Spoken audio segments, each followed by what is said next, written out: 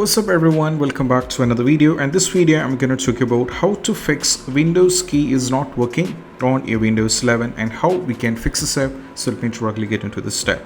So the first one is all about, we just need to go over here, search for the settings and click on the settings, and right now we need to scroll down or navigate to the accessibility over here. If you can find accessibility, select this one, and right now we need to scroll down and you have to find keyboard.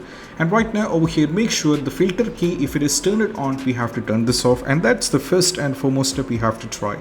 Next one, we need to close this and go over here, search for the task manager over here, click on the task manager, and we need to expand this up, and over here we have to search for whether you find Windows Explorer over here, and right now you can find the Windows Explorer. Right click on this one and go for restart. Once the Windows Explorer is completely restarted, most probably you have to check with your keyboard and you'll not be having the trouble. Still, if you're having the trouble, just go over here, search for the device manager, and you have to click on this one. And right now we need to go over here and expand or navigate to this keyboard. Over here you have to click on this one, and right now you have to select this one, go for update driver and go for search automatically for drivers, and make sure the driver is up to date. So these are the steps, and I hope this video is helpful, and if you find this video helpful, don't forget to subscribe and click on the bell icon for more notification. See you soon in the next video. Peace out. Bye bye.